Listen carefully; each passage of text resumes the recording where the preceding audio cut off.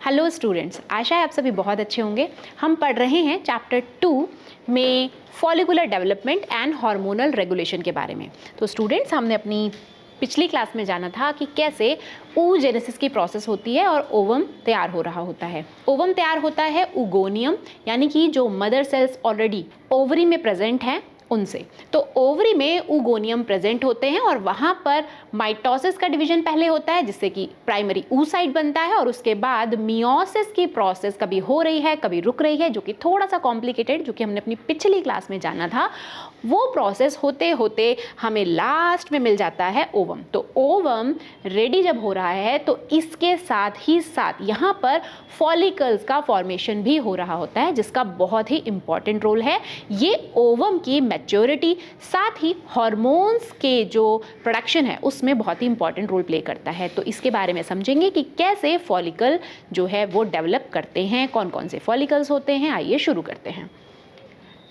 तो यहाँ पर ये एक डायग्राम दिया गया है एनसीईआरटी से ही। ये डायग्राम है एक ओवरी का। तो ओवरी के अंदर यहाँ पर ब्लड वेसल्स दिखाई गई हैं, ब्लड वेसल्स प्रेजेंट होती हैं। उसके साथ ही जैसे ही यहाँ ओवरी के अंदर oogoनियम प्रेजेंट है, यानी कि जो मदर सेल हैं जिससे कि जो कि डिप्लॉयड है, जिससे कि गैमीट फॉर्मेशन होने वाला है, यानी कि ओवम बनने वाला है, वो यहाँ पर ऐसी सेल्स प्रेजेंट हैं। उनसे ही बन रहा है प्राइमरी फॉलिकल। यहाँ लिखा गया है प्राइमरी फॉलिकल। आप ऐसे समझिए कि सबसे पहले oogoनियम से डिवाइड होकर के प्राइमरी ooसाइट बनेगा। प्राइमरी ooसाइट जैसे ही बन के तैयार होगा तो उसके चारों ओर कुछ सेल्स की लेयर बन जाएगी। वो कौन सी सेल्स होती हैं? वो होती हैं ग्रैन्युलोसा लेयर। ग्रैन्युलोसा सेल्स की लेयर प्रेजेंट होती है, उसे कहा जाता है ग्रैन्युलोसा लेयर। तब इस ooसाइट को, जब यहाँ पर ये लेयर प्रेजेंट है, उसको बोला जाता है प्राइमरी फॉलिकल। प्राइमरी फॉलिकल के साथ ही धीरे धीरे यहाँ पर बढ़ते बढ़ते ग्रैन्युलोसा लेयर और ज़्यादा बढ़ने लगती है, थोड़ी एनलार्ज हो जाती है। तो यहाँ पर और लेयर जो है ग्रैन्युलोसा की बढ़ती जाएगी। तब ये बन जाएगा यहाँ पर सेकेंडरी फॉलिकल।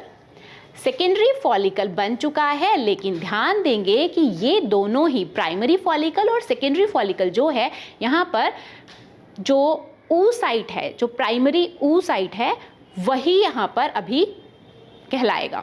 उसके बाद यहाँ पर ये जैसे जैसे और ज़्यादा ग्रो करेगा, तो आपको पता है कि मियोसिस की प्रोसेस कंप्लीट होने के साथ ही सेकेंडरी ooसाइट हमें मिल रहा था। तो वही सेकेंडरी ooसाइट यहाँ पर टर्शरी फॉलिकल के अंदर प्रेजेंट होगा। और यहाँ पर जो ये कैविटी आप देख रहे हैं, ये एंट्रम की कैविटी है। देखा जाए तो यहाँ पर प्राइमरी फॉलिकल में ही कुछ नई लेयर बनती जा रही हैं, कुछ चेंजेस आ रहे हैं। एक फ्लूइड कैविटी यहाँ पर बन जाती है, साथ ही यहाँ पर एक और लेयर बन जाती है धीरे धीरे। उसके बाद ये ग्राफियन फॉलिकल में कन्वर्ट हो जाएगा। तो समझिए, पहले प्राइमरी फॉलिकल, फिर सेकेंडरी फॉलिकल, उसके बाद टर्शरी फॉलिकल और उसके बाद ग्राफियन फॉलिकल। ग्राफियन फॉलिकल में भी यहाँ पर ooसाइट के ऊपर एक और लेयर प्रेजेंट होती है। तो स्टेप बाय स्टेप कुछ लेयर्स यहाँ पर फॉर्म होती जा रही हैं, जिससे कि जो ओवम है वो मैच्योर हो रहा है। अब ग्राफियन फॉलिकल सबसे लास्ट में यहाँ आकर के बर्स्ट करती हैं और ये जो ओवम है, सेकेंडरी ooसाइट है, ये हो जाता है रिलीज। और जब ओवम रिलीज हो जाएगा, सेकेंडरी ooसाइट यानी कि ओवम जब रिलीज हो जाएगा, तो जो बचा हुआ ग्राफियन फॉलिकल है उससे बनता है कॉर्पस ल्यूटियम। अब कॉर्पस ल्यूटियम का भी अपना एक बहुत इंपॉर्टेंट रोल है। ये एस्ट्रोजन और प्रोजेस्टेरोन को रिलीज करता है और साथ ही जो एंडोमेट्रियम है उसका फॉर्मेशन करता है।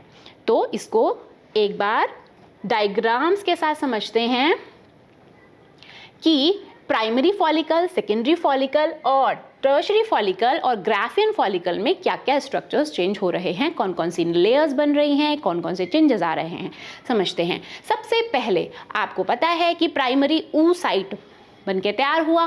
प्राइमरी ooसाइट में यहाँ पर ग्रैन्युलोसा बननी शुरू हुई। ग्रैन्युलोसा लेयर जब बन गई हैं, तब इसको कहा जा रहा है प्राइमरी फॉलिकल।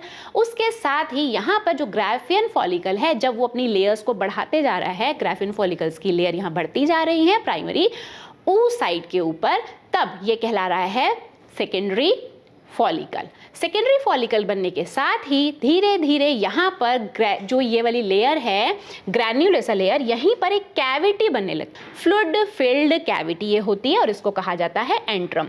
तो एंट्रम यहाँ पे दिखने लगता है और साथ ही यहाँ पर और भी एक लेयर दिखने लगती है जिसको कहा जाता है थीका इंटरना और थीका एक्सटर्ना। यानी कि ये जो लेयर है ये सेकेंडरी फॉलिकल से ही थीका की लेयर यहाँ भी दिखने लगती है कि बाहर थीका प्रेजेंट है ग्रैन्युलोसा के बाहर, लेकिन बहुत ज़्यादा डिफ्रेंशिएट नहीं हो रही होती। यहाँ पर आकर के टर्शरी फॉलिकल के टाइम पर एंट्रम विजिबल होता है फर्स्ट टाइम और साथ ही जो थीका है वो दो पार्ट्स में डिवाइड हो जाती है, थीका इंटरना और थीका एक्सटर्ना। तो बाहर वाली लेयर को ऑफ कोर्स बोला जाएगा एक्सटर्ना, अंदर वाली को बोला जाएगा इंटरना। साथ ही यहाँ पर सेकेंडरी oocyte प्रेजेंट है, सेकेंडरी oocyte यहाँ पर प्रेजेंट है।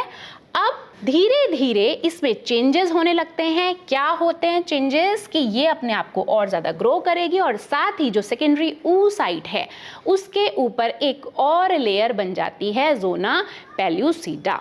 ज़ोना पेल्यूसिडा एक और लेयर यहाँ बन करके तैयार हो जाती है। तो इस तरीके से ओवम मैच्योर हो जाता है। यहाँ पर इसको बोला जाता है ग्राफियन फॉलिकल। तो कितने तरह की फॉलिकल हुई? टोटल हुई यहाँ पर 4, primary follicle, secondary follicle, tertiary follicle and Graafian follicle. तो यहाँ पर ये अलग अलग तरह के स्ट्रक्चरल चेंजेस हो रहे हैं और ग्राफियन फॉलिकल बनकर तैयार है। इसका मतलब ये हुआ कि जो ओवम है ये अब पूरा का पूरा मैच्योर है। अब ये है मैच्योर और ओव्यूलेशन के लिए है तैयार। ओव्यूलेशन कैसे होगा? होगा ऐसे कि जो ग्राफियन फॉलिकल है मैच्योर होने के बाद फट जाएगी। जैसे ये बर्स्ट होगी तो यहाँ से जो ये सेकेंडरी oocyte है यानी कि ओवम है वो हो जाएगा रिलीज। बर्स्ट होने के बाद ही ओवम रिलीज होगा और जो बची हुई ग्रैन्युलोसा लेयर है ये जो बची हुई है ये बना लेगी कॉर्पस ल्यूटियम। कॉर्पस ल्यूटियम समझते हैं कि सोचिए ग्राफियन जो फॉलिकल है इसके अंदर क्या था? सेकेंडरी oocyte यानी कि ओवम। जैसे ही ये बर्स्ट हुई मैच्योर होने के बाद ये तो निकल जाएगा यहाँ से। जो बचा हुआ ग्राफियन फॉलिकल है ये बना लेगा कॉर्पस ल्यूटियम। कॉर्पस ल्यूटियम क्या करता है? ये करता है सेक्रीशन हॉर्मोन्स का। एक है एस्ट्रोजन और दूसरा है प्रोजेस्टेरोन।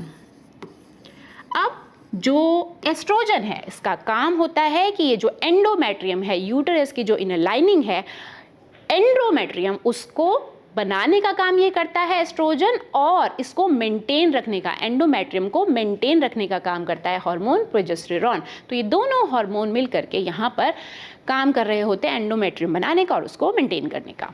उसके साथ ही समझते हैं hormonal regulation. Hormonal regulation females में कैसे होता है आइए समझते हैं। सबसे पहले हाइपोथैलेमस, जो आपको पता है कि ये ग्लैंड हमारे ब्रेन में प्रेजेंट है, साथ ही एंटीरियर पिट्यूटरी भी ब्रेन में प्रेजेंट है। तो हाइपोथैलेमस से सबसे पहले GnRH रिलीज होता है यानी कि gonadotropin releasing hormone. Gonadotropin releasing hormone जब रिलीज होता है तो ये जाता है पिट्यूटरी के पास। पिट्यूटरी को देता है सिग्नल कि FSH एंड LH को रिलीज करो भाई। अब जब ये इसको रिलीज कर देते हैं ये दोनों हार्मोन पहुंचते हैं ओवरी के पास।